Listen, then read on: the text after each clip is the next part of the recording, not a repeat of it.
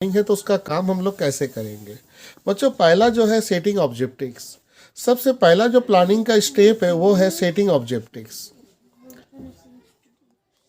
ये पहला पॉइंट है बच्चों।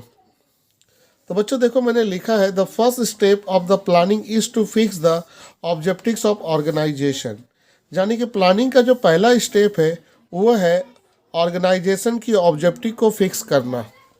यानी कि एक ऑर्गेनाइजेशन की क्या ऑब्जेक्टिव्स है उसको सबसे पहले प्लानिंग के जरिए फिक्स किया जाएगा।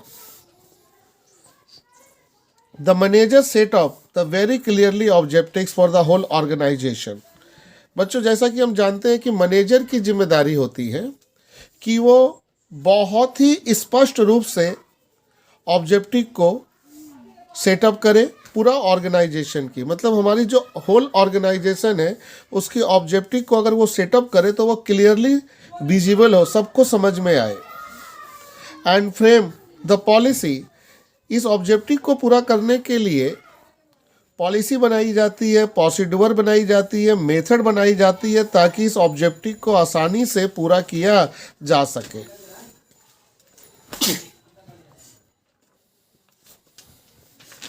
After setting of the goal, जब हम लोग गोल को सेटिंग अप कर लेते हैं, जब गोल को हम लोग फिक्स कर लेते हैं, the clearly goals are communicated to the all employ, तब इसकी जानकारी सभी एम्प्लॉय को दी जाती है। कम्युनिकेटेड मतलब होती है इंफॉर्मेशन।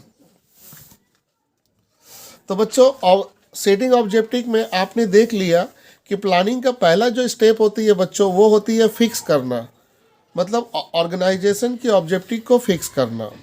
ये जिम्मेदारी मैनेजर की होती है। मैनेजर की जिम्मेदारी होती है कि वो ऑब्जेक्टिव जो है ऑर्गेनाइजेशन की फिक्स करे और वेरी क्लियरली, मतलब वो एकदम क्लियरली ऑब्जेक्टिव्स हो, कोई डाउटफुल उसमें ना हो। और बच्चों उस ऑब्जेक्टिव को पूरा करने के लिए मैनेजमेंट तैयार करते हैं पॉलिसी, प्रोसीड्यूर, मेथड। ये सभी चीज़ें मैनेजमेंट तैयार करते हैं ताकि उस ऑब्जेक्टिव को पूरा किया जा सके। आफ्टर सेटिंग द गोल, जब ऑब्जेक्टिव को सेट कर लिया जाता है, फिक्स कर लिया जाता है, तो इस क्लियरली गोल के बारे में, इस ऑब्जेक्टिव के बारे में सभी एम्प्लॉय को कम्युनिकेट किया जाता है, बताया जाता है। सेकेंड टॉपिक है बच्चों डेवलपिंग परमिसेस।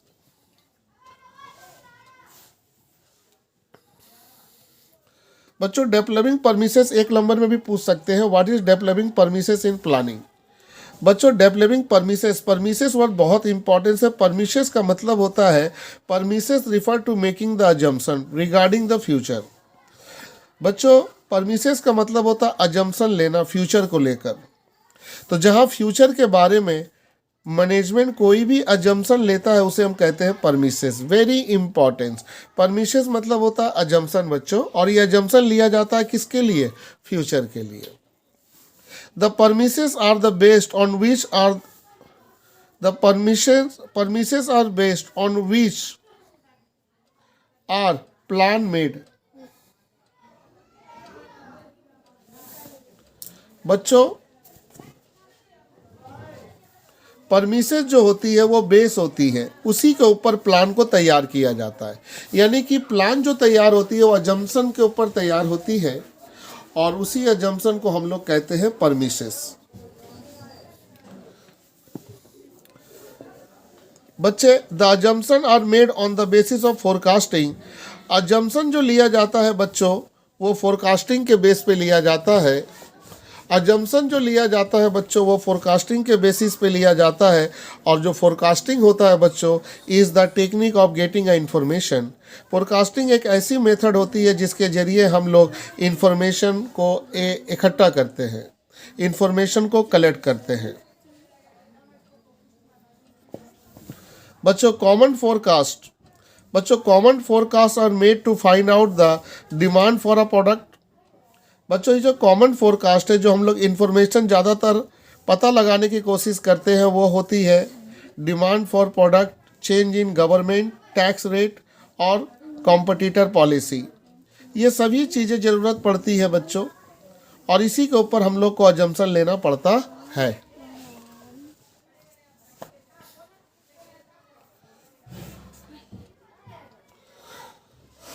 तो बच्चों एक एक करके क्लियर कर लीजिए। Premises refer to making the assumption.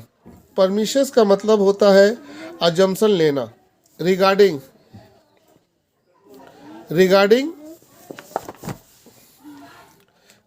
The future. तो बच्चों आप कह सकते हैं मैनेजमेंट में कि जब मैनेजर फ्यूचर को लेकर किसी भी तरह का कोई अजम्पशन लेता है तो उसे हम लोग कहते हैं permissions. Permissions are based, permissions आधार होता है जिसके ऊपर प्लान तैयार होता है। The permissions are based on which are the plan made. Assumption are made on the basis of forecasting. Assumption जो लिया जाता है वो फोरकास्टिंग के बेस पे लिया जाता है। अब फोरकास्टिंग जो होता है बच्चा वो होता है इंफॉर्मेशन कलेक्ट करना। Forecasting is the technique of gathering the information को प्राप्त करने की टेक्निक को हम लोग कहेंगे फोरकास्टिंग। बच्चों नॉर्मली बिजनेस में क्या क्या हमको इन्फॉर्मेशन चाहिए? कॉमन फोरकास्ट जो होती है वो होती है मेड टू फाइंड आउट, ये पता लगाने की डिमांड फॉर अ प्रोडक्ट, हमारी प्रोडक्ट की डिमांड क्या है मार्केट में। Change in government tax rate, सरकार की टैक्स रेट में क्या चेंजिंग हो रही है, और हमारे जो कॉम्पिटिटर है उनकी पॉलिसी क्या है।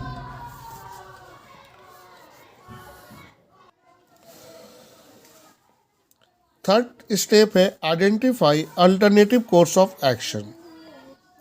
आइडेंटिफाई मतलब आपको ये पता लगाना होगा कि आपके लिए सबसे बेस्ट एक्शन कौन होगा।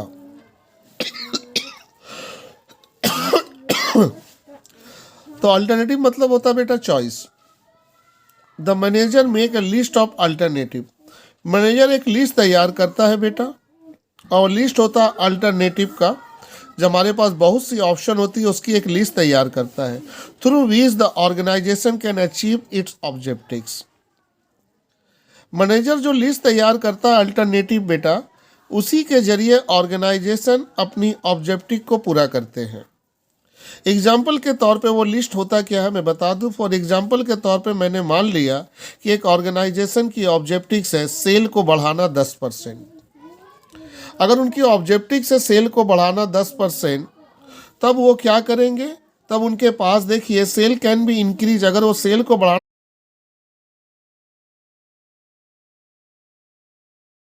यानी कि अभी हमने जो तीन टो लिस्ट तैयार किया था, डिस्काउंट देना, एडवर्टीजमेंट को बढ़ाना, या इसके अलावा सेल्समैन को रखना, अब हम लोग उसमें इवोलेटिंग करेंगे, उसमें हम लोग चेक करेंगे कि इन तीनों में बेटर कौन है। तो बच्चों ये तीनों ही बेटर नहीं होंगे, इनमें से एक पॉजिटिव होगा और एक नेगेटिव होगा। तो जो पॉजिटिव होगा उसको सेलेक्ट करेंगे, जो नेगेटिव होगा उसको हम हटा देंगे। After making the list of various alternative, ध्यान दीजिए, जो हमारे पास वेरियस अल्टरनेटिव था उसका लिस्ट जब तैयार हो जाती है, द मैनेजर स्टार्ट इवोलेटिंग, तब मैनेजर वहाँ पर इवोलेटिंग करता है, तब कैलकुलेशन करना शुरू करता है। The manager start evaluating each and every alternative, जितने भी अल्टरनेटिव है सबका इवोलेटिंग किया जाता है, कैलकुलेशन किया जाता है, चेक किया जाता है, and note down the positive and negative aspect. उसकी पॉजिटिव और नेगेटिव एस्पेक्ट को ध्यान में रखा जाता है कि बिजनेस के लिए कौन पॉजिटिव होगा और कौन नेगेटिव होगा। आफ्टर दिस, इसके बाद मैनेजर स्टार्ट इलिमिनेटिंग, इसके बाद मैनेजर क्या करता है बच्चों, जो नेगेटिव एस्पेक्ट है उसको मैनेजर ख़त्म कर देता है, उसको चूज नहीं करता, उसको हटा देता है, और सेलेक्ट करता है किसको, जो पॉजिटिव एस्पेक्ट होता है। इसके बाद है बच्चों पांचवा नंबर जो पॉइंट है बच्चों वो है सिलेक्टिव अल्टरनेटिव। अब अल्टरनेटिव को सिलेक्ट करना। बच्चों जैसा कि हमने देख लिया, after preparing the main plan तैयार करने के बाद ऑर्गेनाइजेशन को has to make a number of small plan. बच्चों जब मैनेजर एक बड़ा प्लान बना लेता है तो उस प्लान के लिए उनको अलग से भी बहुत से छोटे छोटे प्लान बनाने पड़ते हैं, और ये प्लान जो है मेन प्लान को मदद करता है। यानी कि प्लान एक नहीं बनती है, पहला जो प्लान बनता है वो मेन प्लान होता है। उस मेन प्लान के बाद organisation has to make a number of small plan. Organisation के लिए ज़रूरी होता है बहुत सा प्लान तैयार करना, और ये सपोर्ट करती है मेन प्लान को। This plan are related to performance, of routing job in organisation.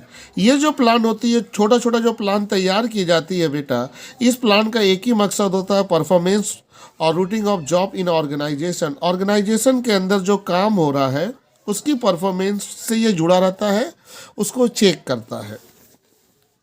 This is called a drive plan, इसी को बोला गया है drive plan.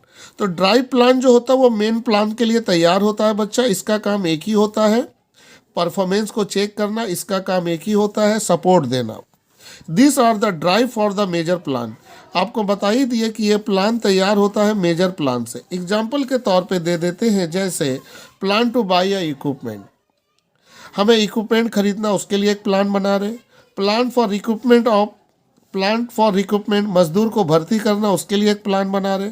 Plan two by a raw material खरीदना, उसके लिए एक प्लान बना रहे। तो बच्चों ये छोटी छोटी जो प्लान तैयार होती है इसी को कहा गया ड्राइव प्लान, और ये हमेशा मेन प्लान को मदद करती है।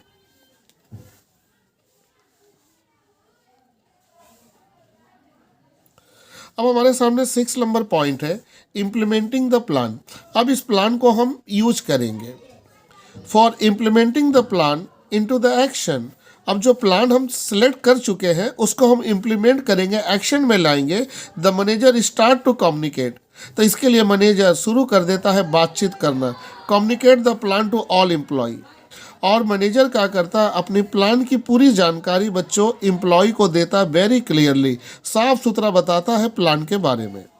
Because the employ have to perform the job according to plan, क्योंकि जो मजदूर है बच्चों, उनको जो काम करना है वो काम हमेशा करेंगे प्लान के हिसाब से। इसीलिए बच्चों जब प्लान इम्प्लीमेंट करने की बात आती है तो मैनेजर की जिम्मेदारी होती है कि वो प्लान की पूरी जानकारी सभी एम्प्लॉय को दे, क्योंकि एम्प्लॉय की जिम्मेदारी होती है काम को पूरा करना, और वो काम करते हमेशा प्लान के हिसाब से।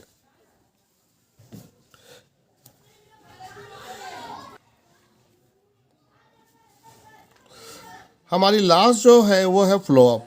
एमसीक्यू में ये वर्ड याद रखना कि प्रोसेस ऑफ मैनेजमेंट का लास्ट प्रोसेस क्या है, फ्लो अप, या स्टेप ऑफ प्लानिंग का लास्ट स्टेप क्या है, फ्लो अप।